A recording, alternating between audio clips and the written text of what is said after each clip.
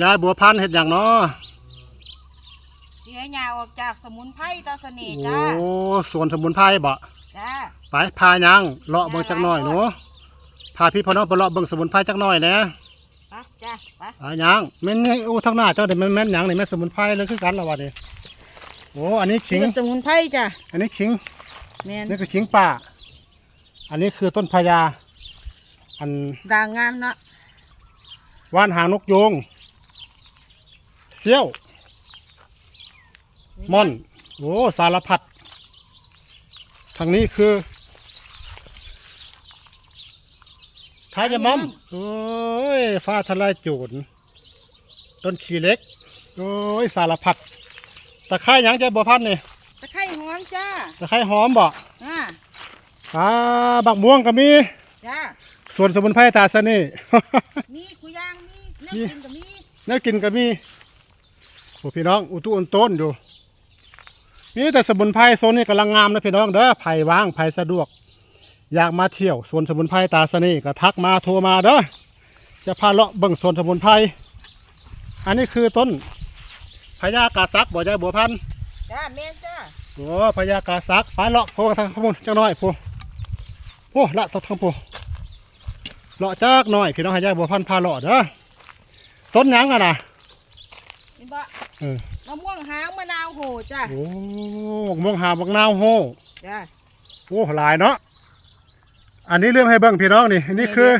สมอเตี้ยสมอเตี้ยหรือสมอดีงูเด้อนี่ซึ่งเป็นสมุนไพรเริ่มหายากแล้วเด้อกำลังอันพุ่มนี้เดี๋ยวยายบัวพันธุ์นี่ล้างจืดจ้าโอ้ล้างจืดสรรพคุณมีอย่างเนี้ยจะเสียโอ้ถอนพิษเบื่อเมาไปเข้าไปทางนี้พาพี่พ่อน้องเลาะเบิ่งหนูโอ้อันนี้คือว่านปาบเด้อโซนนี้กำลังสวยงามอันนี้มันอย่างยายบัวพันธุ์นี่อันนี้สกลนครเอิ้นหยังพักหยังนอสกลนครจำไม่ได้จักแต่ว่ากินกับซุปหน่อไม้แซ่บพี่น้องสกลนครเอิ้นต้นพักก้านกล้องเด้อพักก้านกล้องมานี่อันนี้คืออันนี้เด้มันยังนี่ลืมซื้อแล้วนี่มันยังพันงูเขียวพันงูเขียวบ่อันนี้คือฝ้ายไปย่างย่างเลาะโอ้หลายพี่น้องเดี๋ยวจะพาเลาะเบิ่งเด้อแต่มันจะปีนี้ฮอดปีหน้าสิเมิดบ่นอสิเมิดบ่โอ้ข้างหน้าต้นยังนี่บัวพันธุ์นี่อันนี้ยังนอก้างปลายังนอต้นก้างปลาขาวก้างปลาขาวบ่อันนี้คือเนี่ยโกดจุฬาลัมพาซึ่งน้องดาส่งมาให้ปลูกก้างปลาขาวบ่คือก้างปลาเข็งปลาคอบ่มีวะก้างปลาขาวก้างปลาแดงมันมีหลายสายพันธุ์ปลาย่างเลาะนี่คือสาคูใหญ่อันนี้สาคูใหญ่บ่สรรพคุณเป็นอย่างนอกินอิ่มท้องอันนี้ใบนาดอันนี้กระตังใบพี่น้องกระตังใบโอ้หลายนี่คืออันนี้อย่างนี้ต้นกระดุมเงินบ่กระดุมเงินกระดุมเงินพาไปเบิ่งทางพุ่นถ้าทายายบ่ไปย่างว่าบ่เบิดดอกที่สิพาเบิ่งข้าวเด้ออันนี้ทายาม่อม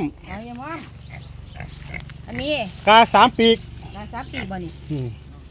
หรือเกล็ดนิ่มเกล็ดนิ่มเนาะเกล็ดนิ่มเนาะลักษณะนี้อันนั้นเครือใส่ตันใส่เครือใส่ตันโอ้นั่นอันนี้มันใส่อ้อมหนูหันบ่ต้นกอยแมนอันนี้กำแพง7 สั้นนี่อันนี้บ่อย่างงามเหรออันนั้นคือฝางแดงล้างแดง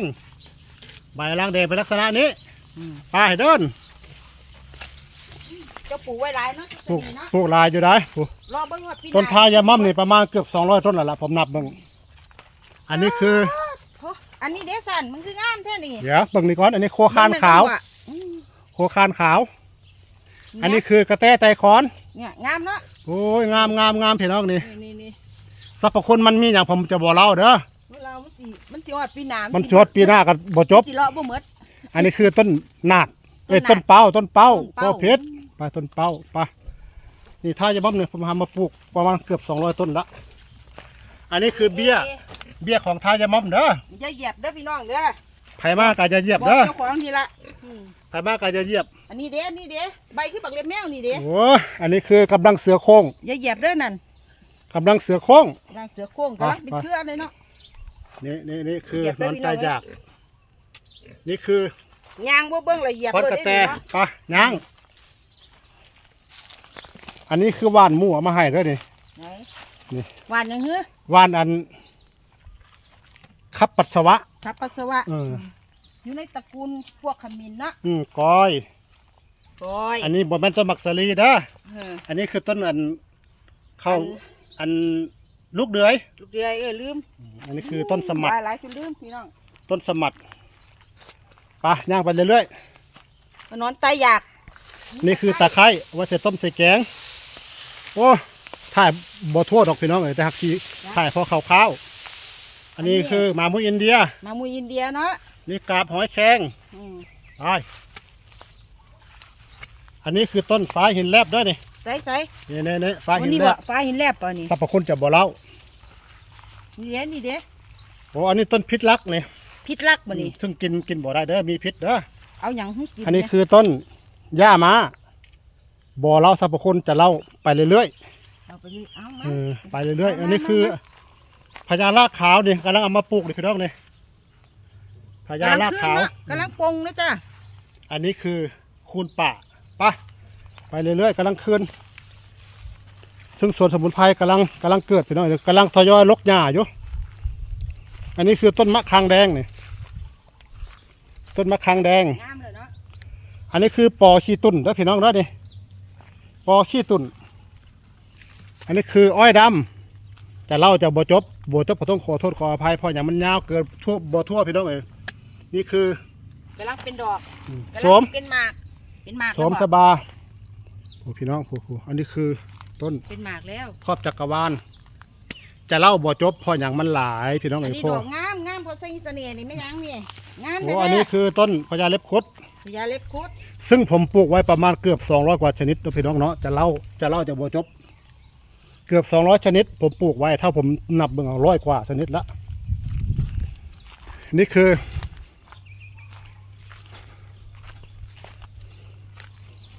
ต้นอัน งามบ่ค่ะ อันนี้พุทธรักษาสายพันธุ์โบราณเด้ออยู่น้ำยาบัวพันธุ์ตัวนี้คือพุทธรักษาสายพันธุ์รุ่นใหม่ นี่บ่ สรรพคุณทางยาจะบ่เล่า ซึ่งว่านกำลังเกิดพี่น้องนี่ว่านนี่กำลังเกิดในตีนยาบัวพันธุ์ระวังเด้อ อืม ว่านมีหลายอย่าง นี่คือมะเขือบ้าพี่น้องมะเขือบ้า อันนี้คือทายาม่อมเด้อชนิดต้นเด้อทายาม่อมชนิดต้น อันนี้คือว่านรักษานิ่วในกระเพาะปัสสาวะตัวนี้ทายาม่อมชนิดต้นนี้ก็กำลังเกิดเพิ่นเกิดจากหากเด้อเกิดจากเมล็ดและเกิดจากหากเพิ่นขยายหากออกไปใส่เพิ่นโผล่ขึ้นฮอดสั้นอันนี้คือต้อยติ่งโอ้บดสาย นี่เด้ โอ้อันนี้ถั่วพู กำลังเป็นดอกจ้า ผมจะเล่าบ่จบเด้อพี่น้องเด้อผมจะเล่าเป็นตอนไปเพราะอย่าง ไปเป็นยาพี่น้อง เพราะผมเล่าบ่จบผมมันหลาย อันนี้คือท่ายาม่อมที่ผมหามาปลูกเด้อนี่กำลังปลูกประมาณได้100กว่าต้นแล้วล่ะพี่น้องนี่ท่ายาม่อมชนิดต้นและท่ายาม่อมชนิดหัวคนละสายพันธุ์กัน และคนละอย่างเด้ออันนี้คือต้นสาบผักสาบ ไว้นี่ละให้มันขึ้นมองนี้ ซึ่งทางพุ่นยังอีกหลายพี่น้องผมจะบ่เล่าสู่ฟังเพราะอย่างมันใช้เวลายาวนานเกินไปนะพี่น้องเนาะอันนี้ก็แม่นสมุนไพรแต่สิบ่เล่าแต่บ่สิบ่ได้บอกซื้อบ่เพิ่นซื้อหยังมื้อหน้าจังสิบอก อันนี้ก็แม่นสลับสตรีลาก30หรือสาวน้อยตกเตียง เจ้าน้อยร้อยผัว สาวน้อยร้อยผัวสาวน้อยตกเตียง ตอนผมปลูกอยู่ป่าข้างในนั้น จะไม่โต3 ปียังไม่โต แต่พอถอนออกมาปลูกที่โรงปีเดียวสูงขึ้นประมาณเกือบ2 เมตรเลยพี่น้องนี่ อืม เพิ่นหมักที่แจ้งที่โรงเด้อต้นตัวนี้ ถ้าไปปลูกในที่ร่ม จะไม่งาม3 ปีคือ3 ปี4 ปีคือ4 ปี5 ปีคือ5 ปี จะไม่ค่อยโตพี่น้องโตบ่โตช้ายังบ่ทั่วเนาะใจบ่พันเนาะ บ่ทั่วจ้า เอามื้อหน้า จ้ามื้อนี้เอาซ้ำนี่ละเนาะ บ่ทั่วผมสิเล่าก็ยังบ่จบทุกอัน ซึ่งในป่านี่อีกป่าหนึงที่ผมปลูกเอาไว้ อยู่โซนนี้คือว่านรักษานิ่วช่วยบรรเทานิ่วในไตในถุงน้ำดีในกระเพาะปัสสาวะผมจะปลูกเป็นโซนไว้เพราะผมจังสิบ่หลงป่าตัวนี้ป่ารกผมปลูกหลายปีแล้วเด้อปลูกหลายปีแล้วตัวนี้ผมก็ปลูกหลายปีคือกันแต่ถมได้ปลูกแล้วถมมันเลยบ่ทันได้งามปานใด นี่ต้อยติ่งจ้าพี่น้อง โอ้ใต้ติ้ง จ้านี่ต้อยติ่งดอกต้อยติ่งจ้า เอามื้อหน้าก่อนจังสิเล่าสู่ฟังอีก บอกสรรพคุณนะจ้า เด้อ บ๊ายบาย มื้อนี้ก็บ๊ายบายกันจ้าสวัสดีจ้า